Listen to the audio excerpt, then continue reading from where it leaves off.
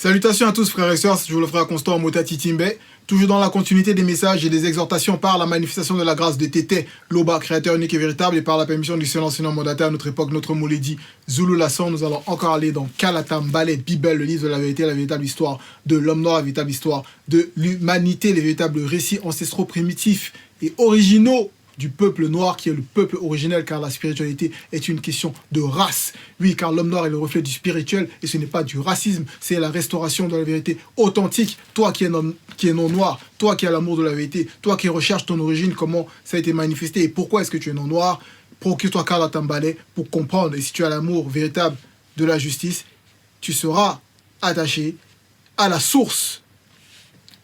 Donc nous avons la grâce de pouvoir lire encore dans Kalatam Ballet, dans le livre, cette fois-ci, de Muna Nganda, celui dont ils ont falsifié le nom dans les Bibles actuelles classiques en donnant le faux nom de Jacques. Son véritable nom, c'est Muna Nganda, qui signifie donc le fils du tonnerre, et en même temps, donc, le mystérieux. Et il était un des apôtres donc, de Djoki Sabe. Il a marché avec Djoki Sabe à son époque. Qui est Djoki Sabe, pour ceux qui ne savent pas, ceux qui viennent d'arriver sur la chaîne officielle de Zulu Lasson? C'est Djoki Sabe c'est le véritable Christ qui était noir. Oui, le véritable Christ qui était noir. Djoki Sabe en même temps Koudoumane. Bon, il y a plusieurs sens cachés par rapport à son nom. Et donc il était, comme j'ai dit, un des apôtres de Djoki Sabe. Il a marché avec Djoki Sabe et il a écrit donc ce livre dont le titre est Appel à la conscience connue. Donc pour nous amener à grandir dans notre état de conscience, à entrer dans la conscience connue. La conscience connue par qui? Par le verbe de Loba. C'est-à-dire c'est la conscience qui est agréée, la conscience qui plaît au verbe de Loba, donc c'est-à-dire la conscience qui se manifeste selon les lois, c'est-à-dire les lois, les préceptes, les ordonnances, les règles du verbe de Loba. Nous avons donc la grâce de lire au chapitre 3, du verset 1 au verset 12, donc Epasi, et Ilalo, Epasi, Ewo Natena, Dom, Nabeba. Et donc nous allons lire donc le titre ici de ce passage, de ce chapitre, qui est la parole. Donc, on peut dire Eala, mais Eala on sait que c'est le verbe. À ne pas confondre avec quand on dit Eala avec E majuscule, là quand on parle du verbe de Loba, donc la parole de Loba, on va venir plus en profondeur. Mais ici c'est parole avec P minuscule. P minuscule. Donc c'est la parole du quotidien, c'est-à-dire la parole que l'homme va utiliser dans sa réalité, dans cette dimension du visible. Mais pour mieux comprendre déjà par rapport à la parole de l'homme qu'il va utiliser, il faut comprendre déjà, pour ne pas faire d'amalgame pour ceux qui viennent peut-être d'arriver sur la chaîne ou ceux qui commencent à utiliser, c'est-à-dire à suivre les enseignements du seul enseignant Zulu Lasson. Loba est créateur unique et véritable. Et par la manifestation de sa volonté, donc Bepouledim Pouli, il créa par son verbe. Donc, et son verbe c'est Eala, par Eala. Donc sa parole. Ça ne veut pas dire que Loba parle, comme vous pourrez l'imaginer, selon qu'ils vont dire Dieu, voilà, il parle. Non, parce que Dieu déjà c'est une créature. Dieu signifie être suprême, et un être c'est une créature. Donc c'est déjà limité. Loba, il est au-delà de la notion de Dieu. Il est au-delà de la notion de l'être suprême, car il est créateur unique, et c'est lui qui crée l'être suprême. Il crée l'être, le mouvement. Bon. Donc, sa parole, il n'a pas besoin de penser Loba. C'est-à-dire que même dans Temoussea, toujours dans Kalatam Ballet, au chapitre 34, verset 14, à la page 305, il est dit, ici il y a une discussion entre Temoussea, donc qui est le véritable Job, et ses amis. Et ici, il est dit, si Loba ne pensait qu'à lui-même, virgule, si, donc c'est une hypothèse. Un exemple qu'il prend. Quoiqu'il n'a pas besoin de penser, virgule, s'il retirait au visible la manifestation de la vitalité et du souffle de vie. Bon, on voit que Loba n'a pas besoin de penser. Donc il est au-delà de la manifestation de sa pensée. C'est-à-dire de la pensée. En cela, la manifestation de la volonté de Loba va s'exprimer. Et quand la manifestation de la volonté de Loba s'exprime, on entend un son, des bruits, des fréquences. Et c'est son verbe donc qu'on entend. Donc Eyala, qui est conscient. Parce que la manifestation de la volonté de Loba aussi est consciente. Donc en cela maintenant, l'homme va utiliser la parole. Mais la parole, c'est par rapport à un système que l'homme va mettre en place. Mais à l'origine, moto, c'est par rapport à comment la parole a été manifestée à l'origine, c'est-à-dire par rapport au son de ce que les entités cheminaient au-dessus de l'eau primitive. Des sons, des bruits qui ont été manifestés. Ces sons-là, c'est ce qui a donné la première langue, c'est-à-dire la langue originelle. C'est ça la langue originelle, qui est le Douala ancien. Donc ces sons-là, que Moto, le premier homme, y parlait. Si vous voulez plus de précision, d'éclaircissement, tout est dans Kalata, Mbale et aussi les vidéos de notre Mouledi Zulula 100. Mais ici, c'est pour bien comprendre le processus par rapport à la parole, comment ça a été manifesté. Donc derrière la parole, c'est-à-dire le son d'origine, il y a des entités. Et derrière donc l'alphabet qui a été l'alphabet d'origine, il y a des entités derrière l'alphabet, derrière chaque lettre. Quand les lettres sont agencées d'une certaine manière pour prononcer un son, une fréquence, il y a des entités derrière chaque lettre. Bon. Et en cela, c'est comme ça que le langage donc, est manifesté, a été manifesté dans le visible. Par Moto, qui est le premier homme, qui lui aussi est une entité du grand ordre des choses qui s'est dépouillée. Donc il y a le langage. Donc on voit déjà l'association du langage, le fait de parler à la vérité.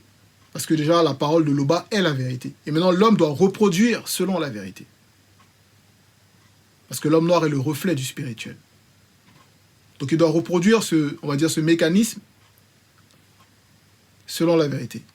Parce que ici, dans la définition, ils vont dire que par rapport à la parole, c'est faculté d'exprimer et de communiquer la pensée au moyen du système des sons, du langage articulé émis par les organes phonéteurs. Donc on voit que Loba n'est pas une créature, il est au-delà de tout. Mais l'homme, qui a été manifesté par la manifestation de la volonté de Loba, donc Moto et Muto, ils avaient ces organes-là pour pouvoir s'exprimer par rapport au corps physique. On croit qu'eux, ils étaient d'abord dans la dimension de l'astral. Voilà. Et après la chute, là, ils sont entrés dans le physique, le visible. Donc, pour pouvoir s'exprimer dans le visible, on va utiliser la parole. Et on a vu par rapport à l'exemple, la définition, comment ça se manifeste. Et en cela, ici, Munangada, il nous parle de la parole. Et on va voir plus en profondeur pourquoi il nous parle de la parole. L'importance de la parole. L'importance d'utiliser la parole pour pouvoir s'exprimer. Voilà. L'expression, le système, cette codification, l'utilisation des lettres, les mots, les ponctuations. Ces sons, ces fréquences, c'est très important. C'est très important. En cela, il nous dit donc, Munanganda, au verset 1, « Ne soyez pas nombreux à vouloir devenir des enseignants, car, virgule, vous le savez, virgule, mes frères et sœurs, celui qui enseigne doit toujours être soumis, c'est-à-dire être sous l'inspiration du mundi. Et le mundi, c'est l'esprit. Dans le cas contraire, virgule, il sera châtié plus sévèrement. Et en cela, celui qui doit enseigner, bon, déjà ici, Munangada, il nous amène à comprendre que le verbe de Loba n'a pas forcément besoin qu'il y ait une multitude d'enseignants pour pouvoir manifester la parole ou se propager. Ici, il nous avertit que, en disant, oui, ne soyez pas nombreux à vouloir devenir. Parce que ce n'est pas... C'est-à-dire que la dimension de l'enseignement est une haute fréquence, c'est-à-dire quelque chose qui ou s'il y a des erreurs, des anomalies, le châtiment est encore plus sévère. Donc en fait, il nous exhorte à prendre garde réellement à ce que on veut devenir, de prêter garde par rapport à la dimension de l'enseignement, que c'est très dangereux. En gros, que ce n'est pas n'importe qui doit aller vers ça. Mais c'est celui qui enseigne et qui est toujours sous l'inspiration du Mundi. Bon. Et en cela, on voit même par rapport à Kinye Ewa, donc 1 roi 31 au verset 17 à 18, par rapport à l'histoire de celui qu'ils ont falsifié dans les bibliothèques classiques, le roi Akab, mais dans son véritable nom c'est Mola, où il avait besoin de conseils pour pouvoir mener une guerre ou une opération, voilà, il voulait aller en guerre. Et sa véritable histoire donc est restaurée dans Kalatambalais, où là, il a consulté, il a demandé à ce qu'on consulte, que les personnes de son entourage consultent des faux prophètes pour le conseiller. Et tous ces faux prophètes, donc, ils lui conseillaient d'y aller, qu'il avait la bénédiction.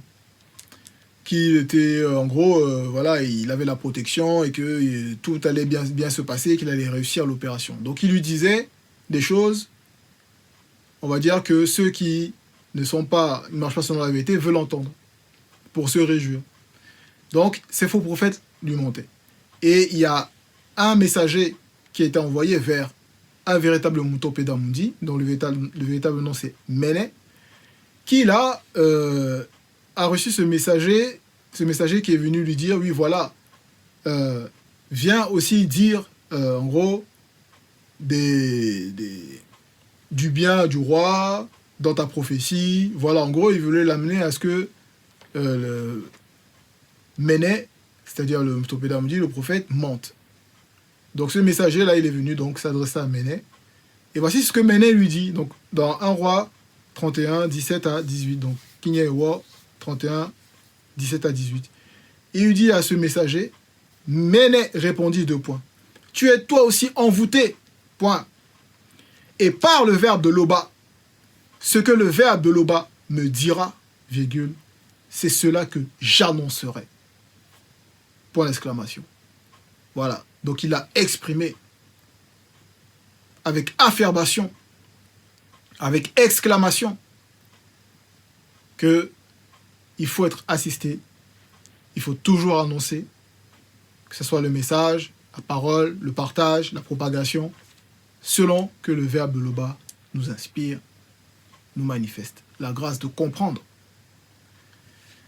Donc en s'appuyant sur les enseignements du Mouledi. Et en cela, au verset 1, où il est dit, il sera châtié plus sévèrement. Donc celui qui ne s'appuie pas, qui n'est pas sous l'inspiration du Mundi et qui veut venir enseigner, comme on voit les faux pasteurs et tout ça, voilà, qui viennent raconter du n'importe quoi. Et non seulement déjà ils sont disqualifiés, ils sont dans le faux, mais ici on va prendre l'exemple de ceux qui ont déjà reçu le message, qui ont suivi l'exemple, c'est-à-dire qui ont mis en pratique les enseignements, qui ont cheminé dans le chemin de la sanctification et qui sont conscients de la loi du Verbe, mais qui manifestent le contraire. Et en cela, ceux-là qui ont été châtiés plus sévèrement aussi, on va prendre l'exemple des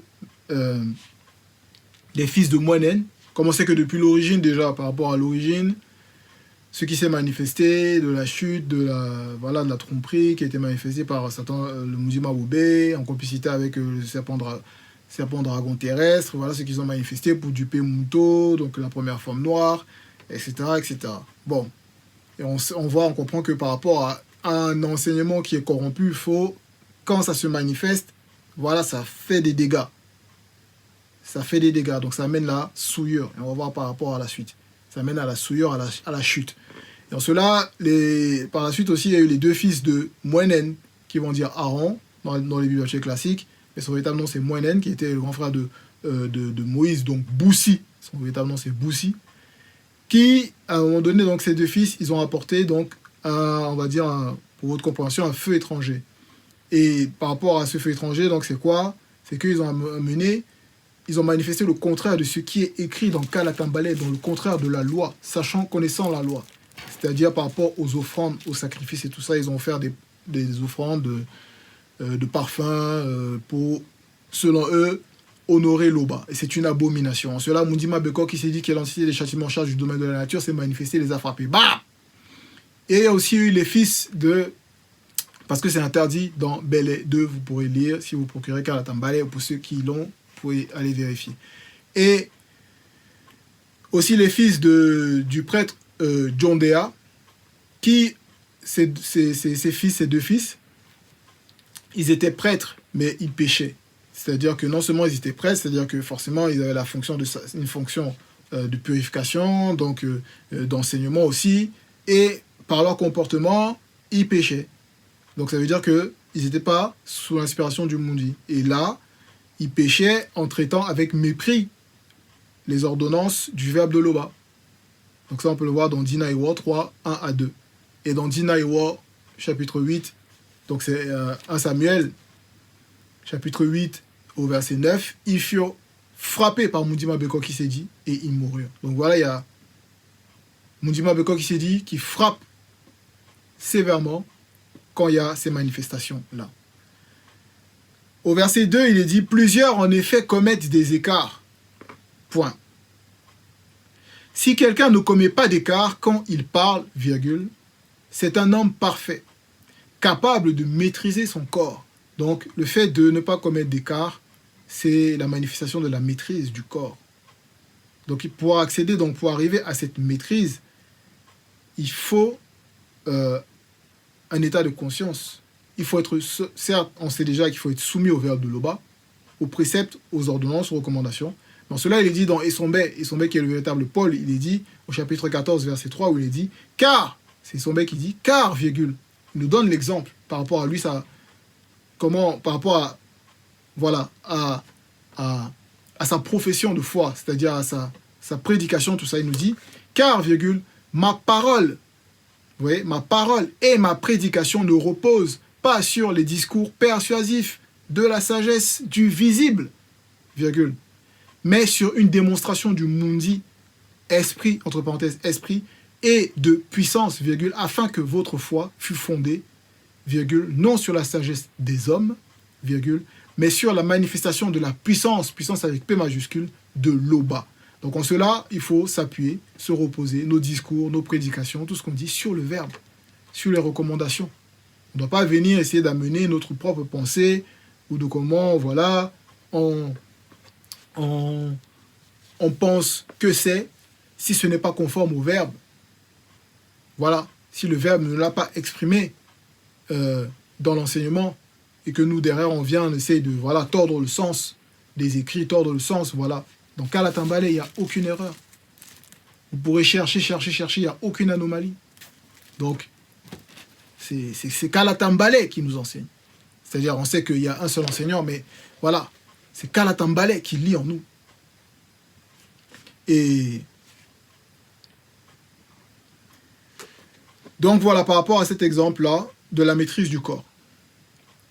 Et Sommet, donc, il nous révèle ça. Il nous révèle en profondeur par rapport à comment est-ce qu'on doit agir pour pouvoir entrer dans cette perfection, être cet homme parfait qui maîtrise son corps. Verset 3, si nous mettons un frein dans la bouche des chevaux pour qu'ils nous obéissent, virgule, nous dirigeons aussi le corps tout entier. Donc il prend l'exemple de, toujours par rapport à la nature, quand c'est que la nature nous enseigne. Parce que derrière la nature, donc, il y a non seulement l'entité de sagesse qui crée par le biais de la nature. Donc, derrière la nature, on sait qu'il y a donc, derrière chaque chose, il y a un esprit. Et en cela, la nature nous enseigne. Voilà.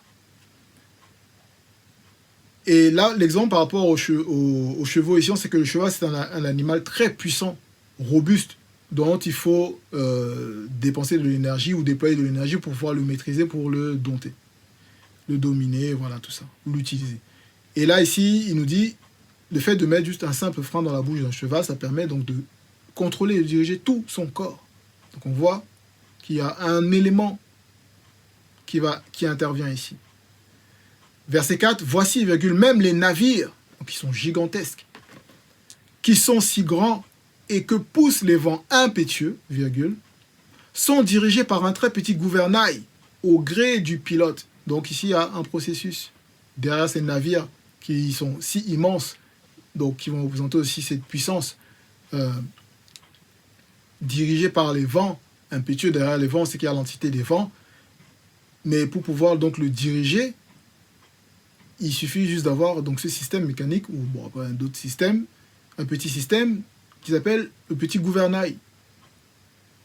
Donc ce petit gouvernail-là, derrière, c'est la clé, en fait. Ce petit gouvernail, c'est la clé, au gré du pilote. Et en cela, le petit gouvernail va représenter la force qui est dans notre esprit, virgule. Et la manœuvre du pilote va représenter la volonté de laisser le verbe nous montrer comment utiliser le gouvernail pour maîtriser la direction du navire qui représente le corps ici. Donc on voit derrière ce petit gouvernail ce qui se passe. Et en cela, dans Moutat dit 15-15, il est dit, Moutat est dit, donc il y a Monmon, Moutat est dit par Monmon, si tu le veux, tu peux observer les commandements du verbe de Loba. Donc si tu le veux, donc il y a volonté. Tu peux observer les commandements du verbe de Loba. Donc tu peux laisser le verbe de Loba te montrer comment utiliser le gouvernail. Rester fidèle dépend de ton bon vouloir. Et en cela, dans mon cas, il s'est dit 11-11, mon cas, il s'est dit, ici c'est par rapport à l'histoire de Coma dont ils ont falsifié le nom en donnant le faux nom de Gédéon. Il dit, le veilleur se pencha vers lui qui Coma, et lui dit, 2 points, avec la force que tu as dans le mystère de ton esprit, virgule, va délivre les noms initiés de Tombouane Bila des 10 pas. Point, c'est nous qui t'envoyons. C'est nous qui t'envoyons. Donc il a reçu un mandat spirituel. Il ne s'est pas appuyé sur lui-même pour aller exercer. Voilà. Et en cela, en résumé, le verbe agit à 99, on va dire, dans l'exemple, on va dire à 99,99%. Et c'est 0,01%, on doit agir. Mais en s'appuyant sur le verbe. Verset 5. Il en va de même pour la parole qui sort de l'homme. 2 points. Elle est insignifiante, peu de choses, si elle n'est pas inspirée par le mundi, virgule. Mais l'homme se vante par elle de grandes choses. Moi, les gens, ils parlent, ils utilisent la parole, leur discours, ils se vantent, mais pourtant, tant qu'ils ne sont pas soumis au verbe de Loba, leur parole, c'est insignifiant. Ne suffit-il pas d'un petit feu pour incendier une vaste forêt? Point d'interrogation. En cela, il nous montre aussi, il prend encore une image par rapport à la nature et ce qu'on peut observer même quand on voit il y a des catastrophes, qu'on peut annoncer dans les infos. Oui, voilà, il y a eu telle forêt a pris feu, il y a eu, voilà, à cause d'un petit feu, une étincelle, voilà, quelque chose de petit. Mais ça génère une conséquence terrible, grande. Au verset 6, il poursuit, « Eh bien, la parole est pareille à un feu. » Donc ici, il nous révèle, il prend l'exemple, que la parole est pareille à un feu. Et on connaît les conséquences du feu. Et de la mauvaise utilisation du feu. C'est-à-dire de la non-connaissance de l'utilisation du feu. Donc ça peut provoquer des dégâts si on ne sait pas utiliser le feu.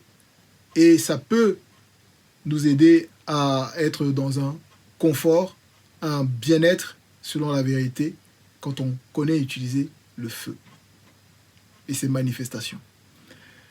Point. Elle est issue, donc la parole, elle est issue. Et si parole, c'est avec, ici, c'est avec P minuscule. Voilà. P minuscule. Donc, elle est issue de la manifestation de la pensée de l'homme et elle le souille tout entier. Donc, la parole est issue de la manifestation de la pensée. Et on sait que la pensée vient, il y a la manifestation de l'esprit, c'est-à-dire ça émane de l'esprit. Donc il y a la pensée, ça émane de l'esprit.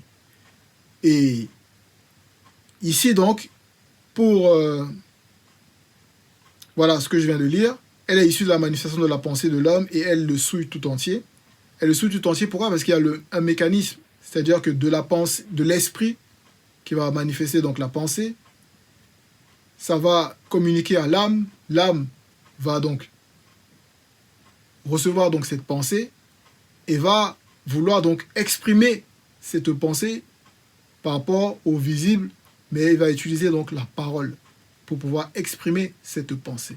Donc il y a tout le processus en cela, l'être tout entier, si cette parole n'est pas selon la vérité, mais ça le souille. C'est en cela que dans Essombé 34, verset 3, il est dit, je vais lire, « Il n'est pas convenable non plus que vous prononciez des paroles grossières, virgule, plaisanterie et insultes, point. Adressez plutôt des prières de reconnaissance à Loba. » En cela, il y a des personnes qui pensent que le fait qu'elles insultent, qu'elles aient un langage grossier, ils utilisent des mots grossiers, vulgaires, ils pensent que ça ne fait rien à leur être tout entier, pourtant ça les souille. Parce qu'il y a tout le processus, déjà, on voit que l'esprit est touché, captif, la pensée est captive, donc l'âme, voilà, et par rapport à ses mauvais désirs, les désirs de l'homme livré à lui-même, va prononcer des paroles de l'antivérité, donc des paroles grossières, abominables. Et ici, nous devons faire attention à ne pas manifester ce genre de choses. Parce que il est même dit, par vos paroles, vous serez justifié, par vos propres paroles, vous serez condamné. Vous voyez, dans l'exemple. En cela, au verset 6, l'âme, par la parole, met le tourment dans toute votre vie. Met le tourment, donc des grandes souffrances. Des grandes souffrances non seulement physiques, mais aussi morales. Et morale, là, on voit que c'est par rapport à l'âme, par rapport au plan astral, par rapport à la loi morale. Virgule, de la naissance jusqu'à la mort, point d'exclamation. Ce tourment vient du lieu de tourment de votre pensée issue de votre âme. Et ici, issue de votre âme, donc on voit bien que c'est le lieu de tourment de notre pensée issue de notre âme. Pas que de la pensée issue de notre âme. Bon. Donc il y a dans ce lieu de tourment-là, l'âme va aller puiser, se nourrir, vu que l'âme c'est un corps d'émotion, un corps de désir et d'émotion, va aller se puiser, se nourrir dans ce lieu de tourment-là et va se tourmenter.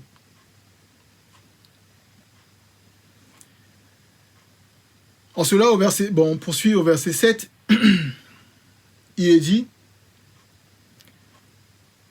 toutes les espèces de bêtes, virgule, d'oiseaux, virgule, de reptiles et d'animaux marins peuvent être domptés et ont été domptés par Moto. Moto qui est le premier homme noir. L'homme originel. Donc il y a virgule ici. Y compris Sangwangungangando, entre parenthèses, Behemoth, et Ekokotangungangando. Grand dragon, entre parenthèses, grand dragon, Léviathan. Donc, point.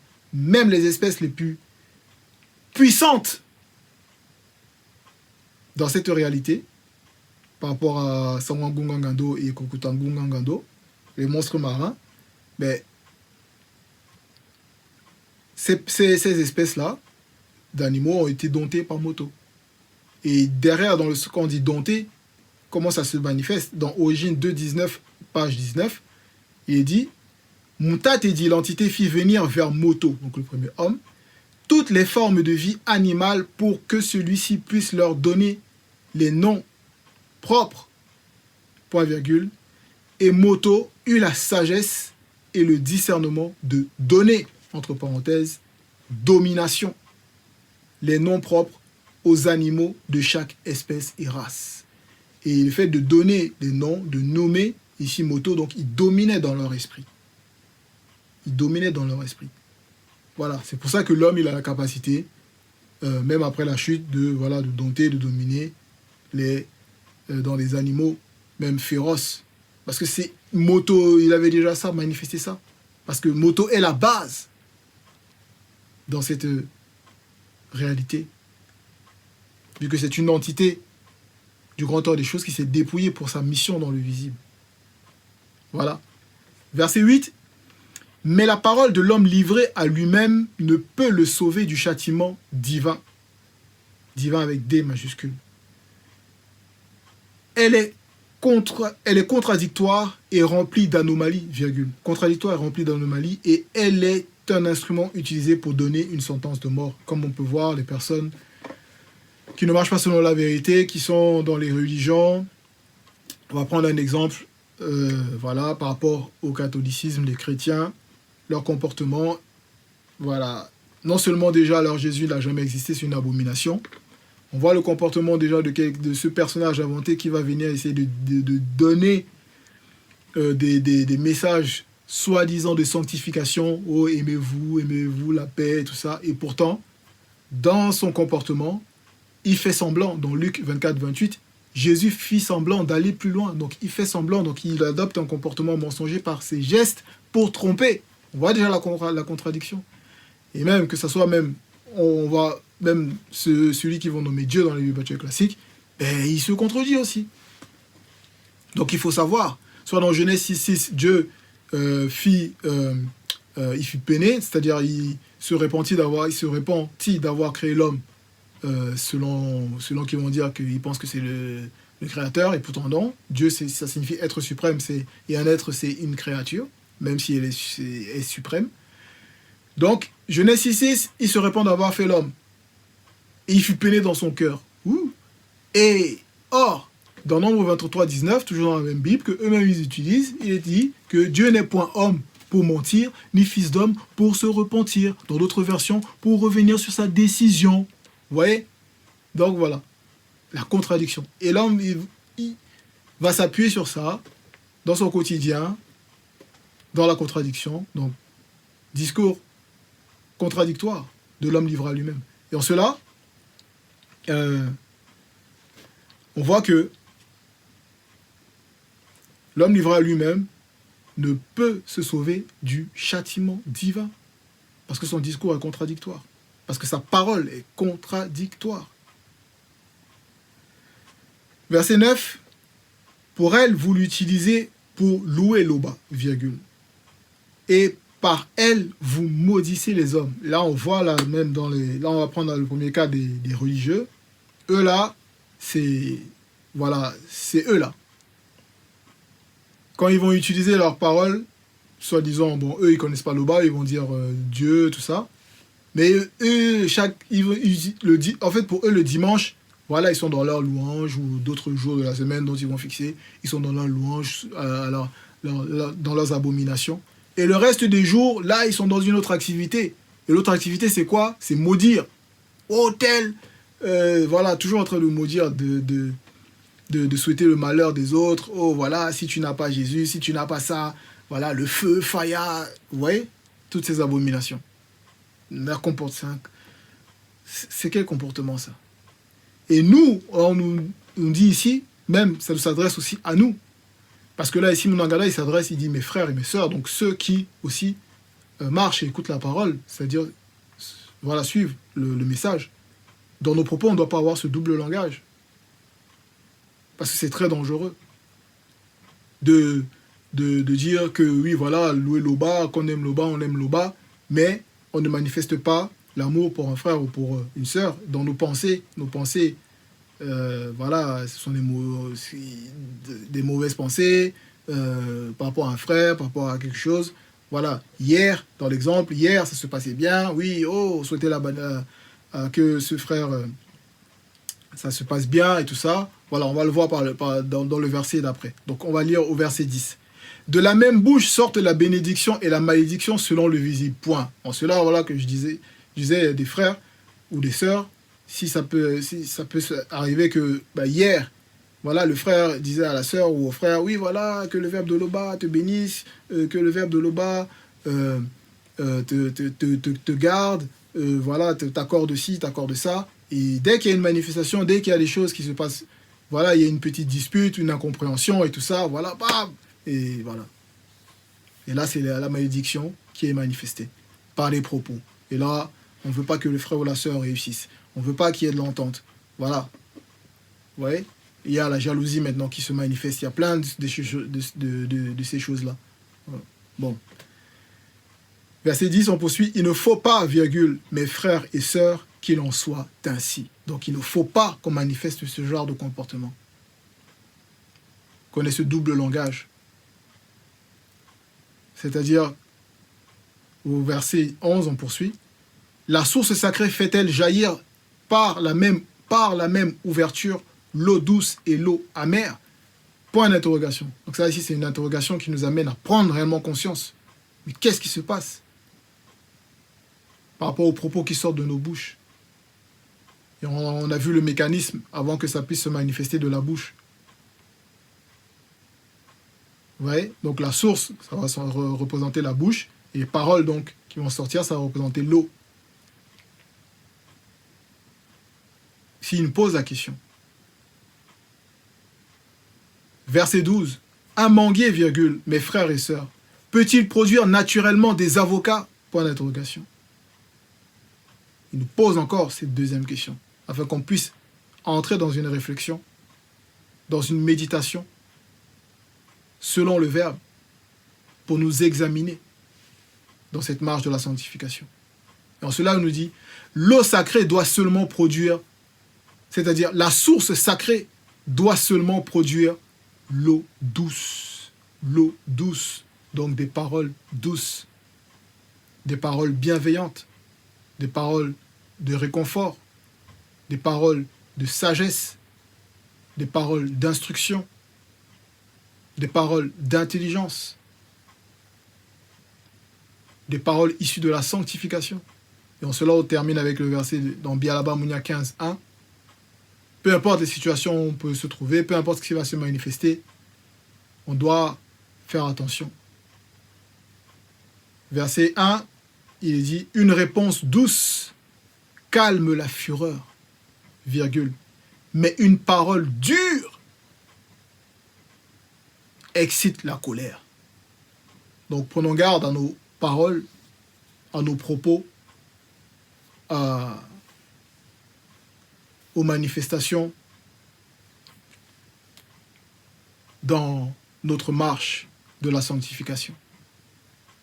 Voilà, c'était l'exhortation, frères et sœurs. Tété Loba, créateur unique et véritable, est toujours glorifié. Ainsi soit-il.